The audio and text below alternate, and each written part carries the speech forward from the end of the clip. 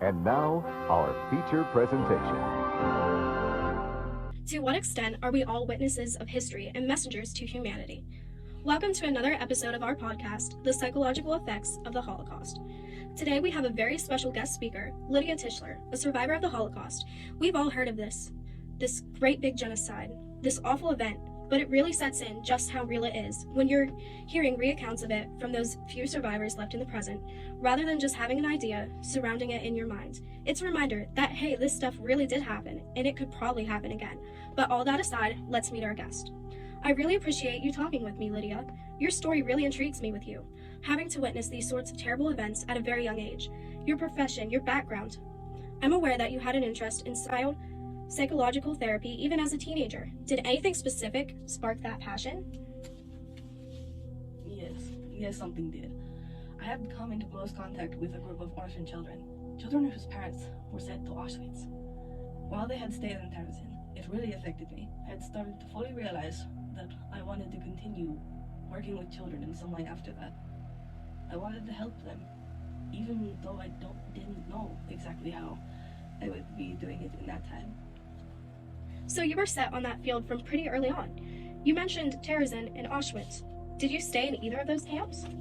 Yes, Terezin. I first arrived at Terezin and later ended up again via Auschwitz. I had already lost my mother in Auschwitz at the time, so it must have really fueled that idea to work with children, to act as a supporting figure for them. It really affected the course of my life. I had realized a new sort of motive. So you were first motivated by your experiences in these camps, and then you went on to become one of the first child psychotherapists to begin training. Yes, I suppose those experiences did have an influence on my career. Let's take a small break. Are you in need of gum that lasts longer? Flavor that doesn't immediately fade. Try Wrigley's Extra Gum. It's crisp, refreshing flavor that lasts. Find it in a candy aisle, any store near you. Wrigley's Gum is medically approved by officials to dominate that stank breath. Can't be interviewing folks with that stanky breath now, can ya?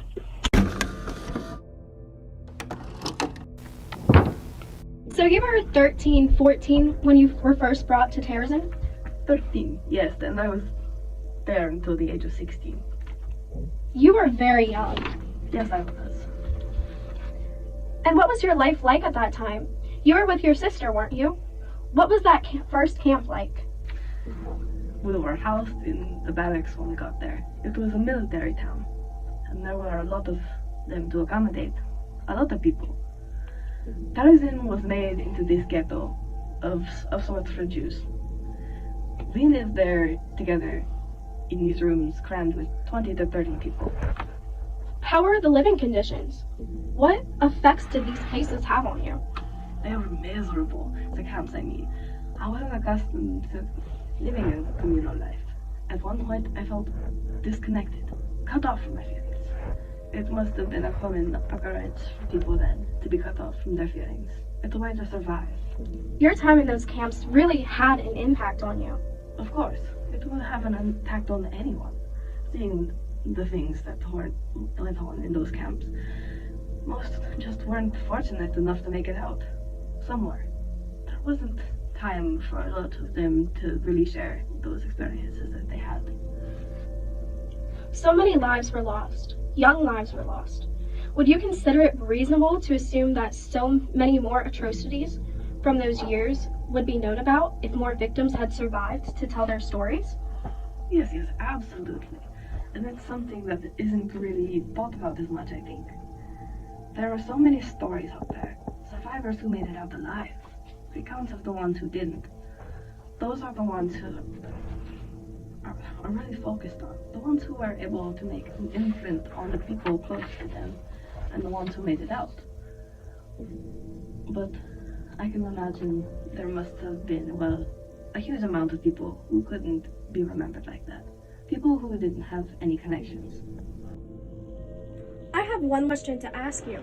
Do you believe that something like the Holocaust could happen again in the present? Do you believe that our knowledge of the Holocaust, the atrocities committed, and the path that led to them could help us avoid something like that happening again? I think it very likely could, yes. But I also believe that with the abundance of accounts from the Holocaust, people can read those signs more easily. It's much more clear that something is going on. But I do think it could happen again. So you're saying that all of these people whose stories were able to be shared, really have had a huge impact on the way people in the present view the Holocaust as a whole, the things they associate with it. Yes. It's been extremely informative speaking with you, Lydia. I have one last question to ask you. Do you believe that something like the Holocaust could happen again in the present? Do you believe that our knowledge of the Holocaust, the atrocities committed, and the path that led to them could help us avoid something like that happening again? And that's all we have today for our podcast, The Psychological Effects of the Holocaust.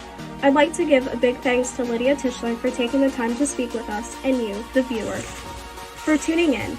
And I'd like to leave you with one final question to ponder.